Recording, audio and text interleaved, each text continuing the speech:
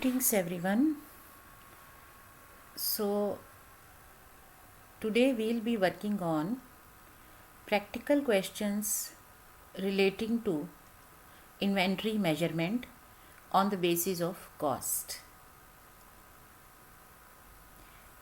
As we know that inventory can be measured by multiplying quantity with cost price, right? So quantity will be measured as per the inventory system that we are having, and cost will be measured according to cost components.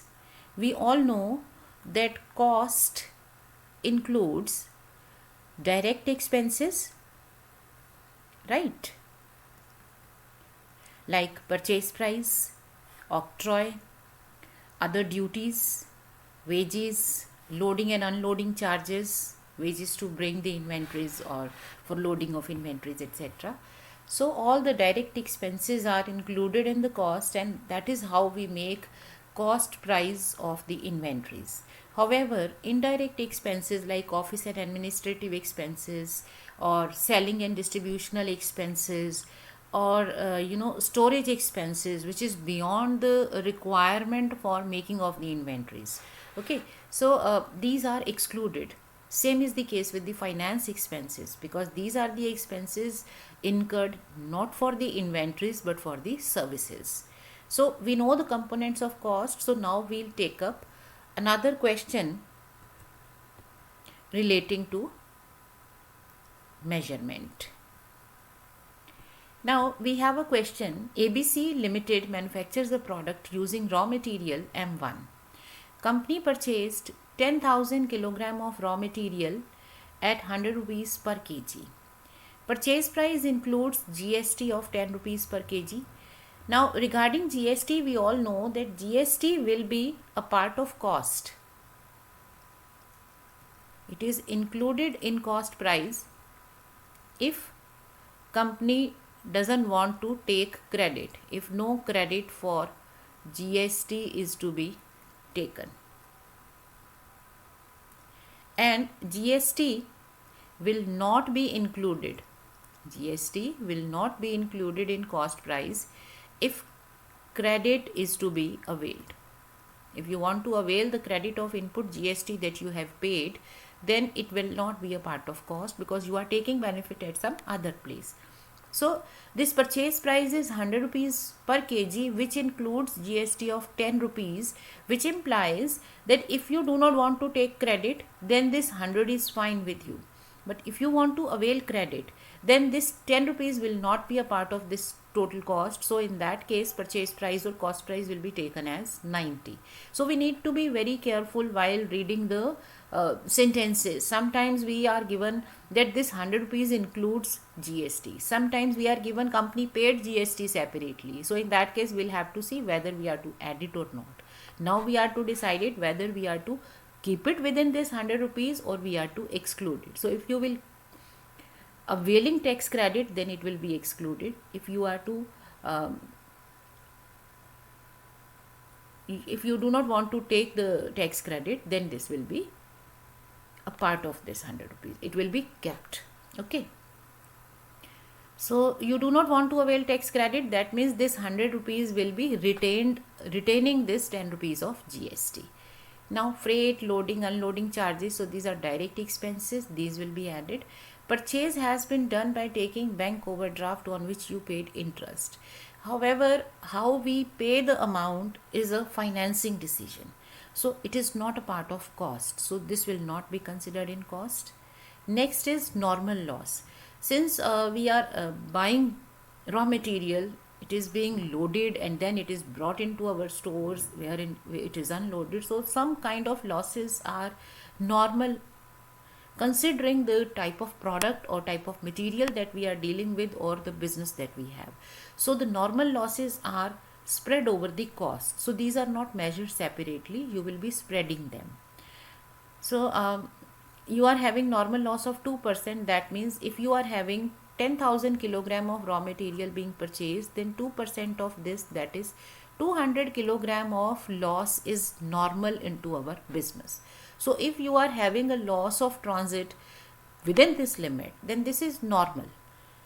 and the cost will be spread. But if you have loss beyond this 200 kg, then that will be considered as abnormal loss. Like you actually received 9,750 it is kilograms.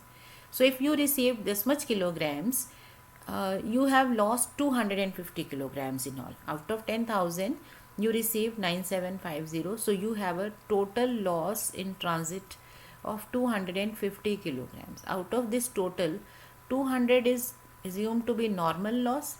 So since your loss exceeded this limit, so that will be referred as abnormal loss, which will be measured. Normal loss is spread over the cost and abnormal loss is measured, recorded separately. Then you manufactured 1900 units. Each unit requires 5 kilogram of raw material. So it implies that you have used 1900 units into 5, 9500 kilogram of raw material. So what we are supposed to measure: cost of raw material consumed, closing balance, value of normal and abnormal loss. So let us first do the calculation regarding the quantities. Okay, so total quantity purchased, quantity of raw material is 10,000 kilograms. Okay, now we know that we have a normal loss of up to 2%. That means you are expecting 2%, that is 200 kilogram of loss is expected. So actual quantity should have been 9800.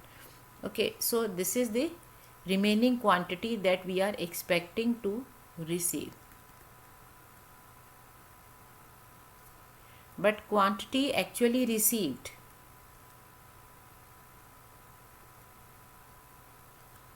is 9,750 kilograms, which means we have additional loss of 50 kilograms. That will be referred as abnormal loss. So this is regarding the bifurcation of normal and abnormal loss. Okay. Secondly, we will be finding out the quantities that we are left with. So quantity received 9750, quantity used in production. So how much quantity have you used? You have produced 1900 units, each involving or requiring 5 kilogram of raw material. So you have used 9500 kilogram of raw material in the production process. So your closing inventory is 250 kilograms. We are assuming that there is no quantity in the beginning because your question doesn't give any information. Had there been some information, we could have used the formula closing stock is equal to opening quantities plus the quantity purchased and received minus quantity used, the formula that you use for closing inventories. So since there is no opening inventory, so we just took up quantity received, then we deducted quantity used to find out the closing inventory. Now this is the information in quantitative terms, because whatever amount we are to measure, we are to first calculate the quantity, then we are to measure the cost price, and then inventory valuation will be done. So our third step will now be measurement of cost price. So measuring cost price per kilogram. So just record all the costs. So purchase price is, since we are not availing GST credit, so purchase price will include GST. So it is 10,000 kilogram at the rate of 100 rupees, which includes GST, and we will keep it as it is. So this is 10 lakhs. Then you have freight, loading and unloading charges 45,900, and then you have interest, but we will not take up interest. So this is 10,45,900. This is total cost. Now this was the cost of 10,000 kilograms, right? But we are to receive 9,800 as per our normal loss limits. So the normal loss is spread over the total quantity, implies that now this cost will not be of 10,000 units, but this will be the cost of 9,800 kilograms. So we are spreading the entire cost over the quantity after normal loss. So this is what we mean by the term that normal loss is spread over the overall quantity, because we are actually increasing the cost. See, if you had 10,000 kilogram of raw material, your cost could have been calculated simply 10.459 rupees per kilogram, isn't it? Sorry, it is 104.59 rupees per kilogram. This is simple calculation, but we are spreading our normal loss over the entire quantity. So our cost per kilogram will be 10,45,900 total cost upon quantity. So this is 106.72449. So you can make or show the calculation up to 2 digits. You can leave aside the remaining. However, when we are calculating the amounts, then we will consider the entire fraction, because if you do not consider the fraction, then your amounts will not match. So we have determined the cost. Now we can go for the measurements. Normal loss is not measured, but it is spread. So abnormal loss, you have 50 units of abnormal loss. So 50 units at the price of 106.72. We will write it as 106.72, but we will make the calculations based on entire fractional amount. So 5,336. Then you have cost of raw material used.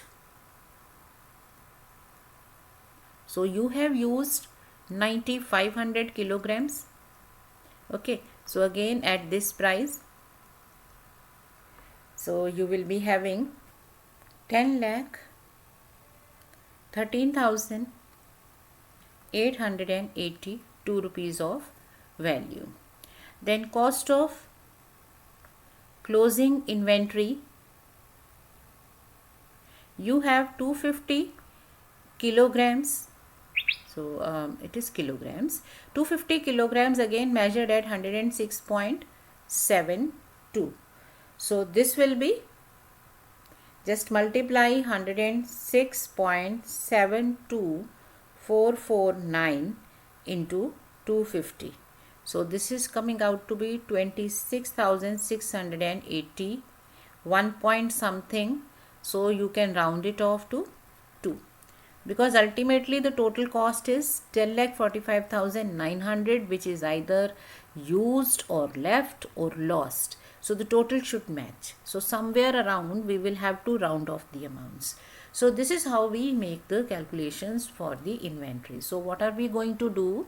Number one, while measuring the inventory costs, at one place we are to measure how the quantities are being received and used. So first of all, calculate the quantity that you purchased and the quantity that you actually received. This will give you an idea about normal and abnormal losses. Then out of the total receipts, whatever amount you have used, you are left with the remaining balance. So you have calculated the quantities. Next comes calculation of cost per unit. So total up all the costs. Okay, record all the costs, total of the cost. That will give you total costs. Now spread it over the entire quantity after adjusting normal losses, because normal losses are spread over the entire quantity. Okay, so this will give you cost per unit. Now our job is quite simple. We are simply multiplying this cost that we have measured with the relevant quantities, and we will find out the cost of abnormal loss, cost of raw material used, cost of closing inventory. So this is how it is measured. All right, so I hope this is clear to you.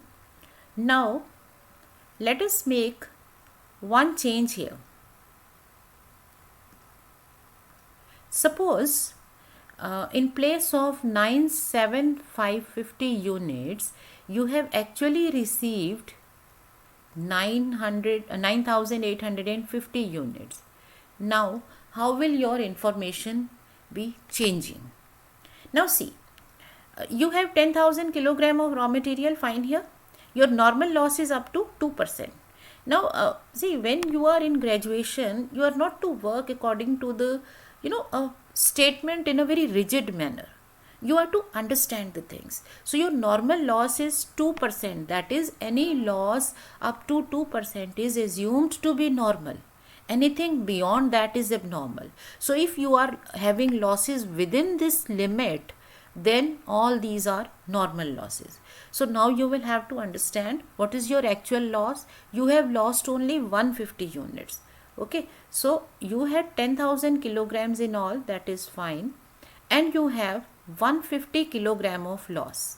Okay, so your actual quantity received is 9850. Since your loss was within the limit, so you do not have any abnormal loss, right?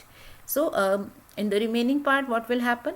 You received 9850 kilogram of quantity, and you have used 9500 kilograms of quantity, so you are left with 350 kilograms. So a bit of change is here. The change is in the normal loss, because you actually have loss below this limit. So there is no abnormal loss, entire loss is normal because it is falling within this limit. This is the concept of normal and abnormal losses, you see.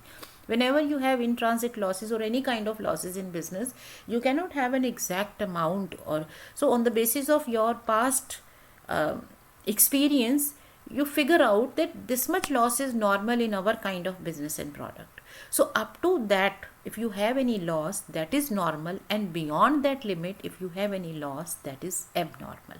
So when you had loss beyond that limit, like in the present question, so excess was considered as abnormal loss. But if you have loss within the limit, then this is normal and there is no abnormal loss. So don't make a mistake that normal loss is 200 kilograms. So someone may say that out of 10,000 kilograms, our loss should have been 200 kilograms of normal loss. Quantity should have been 9800 kilograms as received. We received more, so we have a gain. We do not have a gain here, we have lesser loss here. So please understand this thing. So this will make a slight change here, because now your cost will be spread over 9850. So it will be somewhat different, and the same will be used to measure cost of raw material used and cost of closing inventory. Abnormal loss will not be there in this case. So this is how we measure the components. All right, so I hope this is clear to you. You can look at another question of similar kind, and you can practice this. You can try to solve this question. I'll give you the answer in the comment section, and then you can ask your queries. So I hope it is clear. Thank you. Stay learning and practicing. Stay smiling.